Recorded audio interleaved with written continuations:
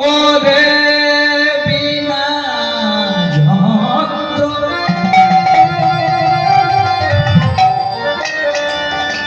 ওরে বিনা যন্ত্র বলনে একবার কৃষ্ণ নাম মন্ত্র।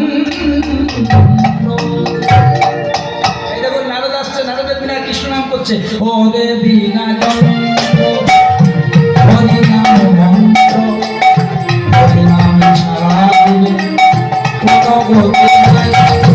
হরি বিনা যন্ত্র হরি নাম মন্ত্র হরি নাম ছাড়া দিলে কোনো গতি নাই। ওরে বিনা যন্ত্র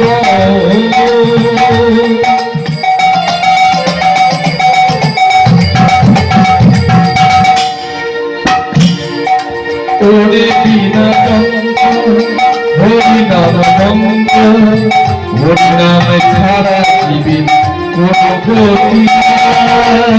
কোনো গতি নাই এই জীবে কোনো গতি নাই। কৃষ্ণ নাম ছাড়া জীবে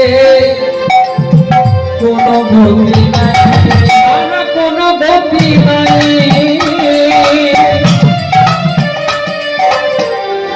আপনারা আলেকজান্ডারের নাম শুনেছেন? পীযূষ, আলেকজান্ডারের নাম শুনেছ?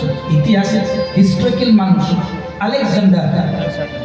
আলেকজান্ডার তার সেনাপতিকে বলেছিলেন, ওগো সেনাপতি, যেদিন আমি মারা যাব, শোনো মন দিয়ে শোনো, যেদিন আমি মারা যাব তোমাদেরকে তিনটি কাজ করতে হবে। বড় সম্রাট তো কি না, যেদিন আমি মারা যাব আমার মৃতদেহটা যেমন আমার নাতিরা আত্মীয় কুটুমরা না নিয়ে যায়। কে নিয়ে যাবে না? পৃথিবীতে আমার রাজত্বে যারা দামি দামি মেডিকেল সায়েন্সের স্টুডেন্ট মানে ডাক্তারেরা।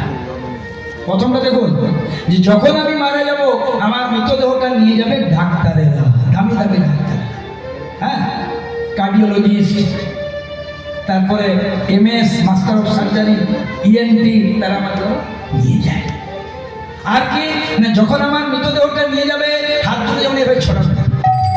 আর কি, যে রাস্তাতে আমাকে নিয়ে যাবে অনেক টাকা পয়সা যেন ছড়ানো হয়, টাকা পয়সা তাই হবে।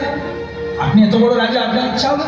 কিন্তু এবার মন্ত্রী বলছে, আচ্ছা আপনি যখন মারা যাবেন তখন এগুলো না হয় করে দেবো, আমি যদি বেঁচে থাকি বা কাউকে দিয়ে করাবো, আমি যদি মরে যাই। কিন্তু এগুলো কেন বললেন?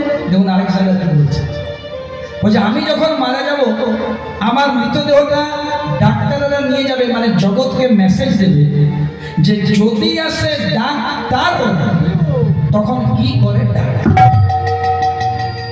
যদি আসে ডাক্তার মানে তার যদি ডাক আসে তো আপনি ভেলোরেই যান আর মুম্বাই যান আর টাটা মেমোরিয়াল যান আর ভুবনেশ্বর যান, তার যদি ডাক আসে থাকতে পারবেন আপনি?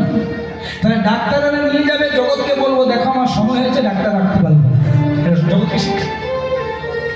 হাত দুটো কেন খোলা থাকবে না? জগৎকে বলবো খালি হাতে এসেছিলাম আর খালি হাতে যাচ্ছে, কিছু নেই।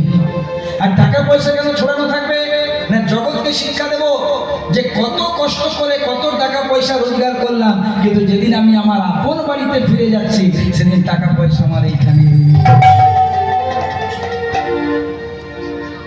ওপারেতে বসত বাড়ি, ওপারেতে বসত বাড়ি, এপারেতে বাসা, দিন তিনেকের জন্য রে ভাই মিছে হয়ে আসা। আমাদের এখানে কারো ঘর নয়, ওপারেতে বসত বাড়ি, আমাদের এখানে ওপারে যেতে হবে। আর এপারেতে বাসা, ভাড়া বাড়ি, ভাড়া নিয়েছি।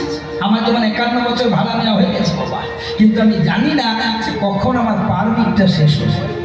আর যখনই পারমিট শেষ হবে বলো হরি আমার গাড়ি, আমার বাড়ি, আমার ছেলে, আমার মেয়ে, করো নো প্রবলেম, সব বলবো।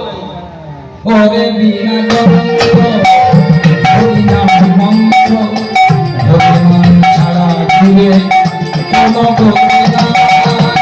ওরে বিনা যন্ত্র হরি নাম মন্ত্র হরি নাম ছাড়া দিলে কোনো গতি নাই। এরপরে কি বলছে দেখো, হরি নামে লব মুখে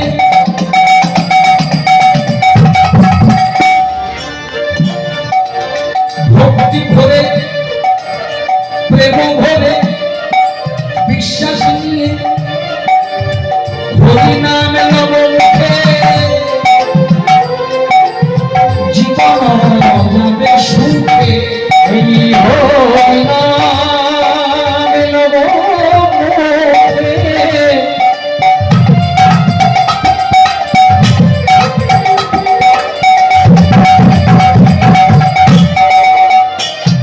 আমাদের জীবন যাবে সুখে বিনা যন্ত্র হরি নাম যন্ত্র হরি নাম ছাড়িলে কোন গতি হরি নাম যন্ত্র হরি নাম ছাড়িলে কোন গতি হরি বিনা যন্ত্র হরি নাম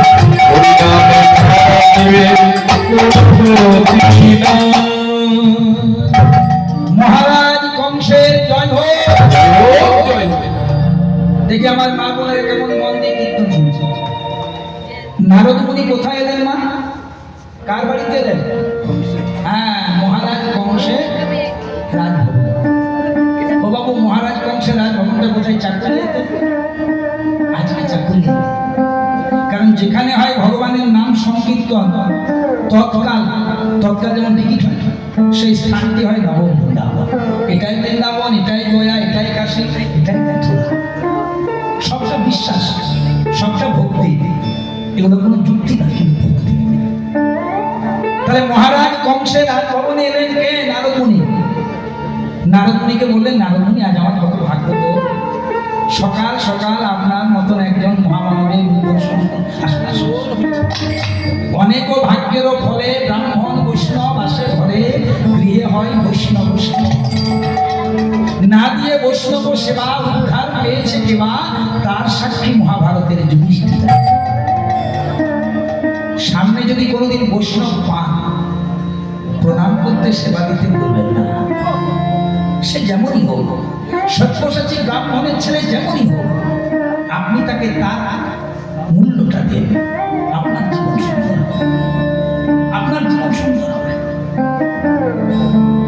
বৈষ্ণব আর ব্রাহ্মণকে যারা ভক্তি করে, কৃষ্ণ ভক্তকে যারা ভক্তি করে, ভগবানের কৃপা তারা আপনা থেকে পায়। দেখছো না, মন্ত্র দেখি বলছে কৃষ্ণায় কৃষ্ণ ভক্তায় তদ ভক্তায় নমো নমঃ। ভগবান বলছে, আমাকে যে ভালোবাসে আমি তাকে যত না কৃপা করি, আমার ভক্তকে যারা ভালোবাসে আমি তাদেরকে অনেক বেশি। আর সবচেয়ে বেশি কৃপা কাকে করি না? যে আমার ভক্তকে ভালোবাসে। এই যে মথুর আমাকে সাথে দেখা করতে গিয়েছে, এই মথুর এখানে ছোট থেকে আসছে তো, বলছে দাদা এখানে কিন্তু খাওয়া দাওয়ার কোনো সমস্যা নেই। আমরা যদি বলি পোস্ত খাবো, তো যদি কাউকে গ্রামে বলে দিই যা তো পোস্ত এনে দেবে, কেন? তারা বৈষ্ণবের মাহাত্ম্যটা জানে। এখানে পোস্তটা বলে কৃষ্ণ, ওই যে বৈষ্ণব বলেছে, বৈষ্ণব যদি কোনো ভগবান তো এইটাই বোঝাতে চেয়েছে, মানুষের মাঝে ভগবান।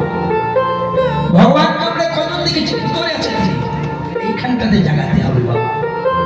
তাহলে যাই হোক, মথুরায় মহারাজ কংস এসেছেন, এই কংসের রাজভবনে নারদ মুনি এসেছেন। নারদ মুনিকে মহারাজ কংস প্রণাম।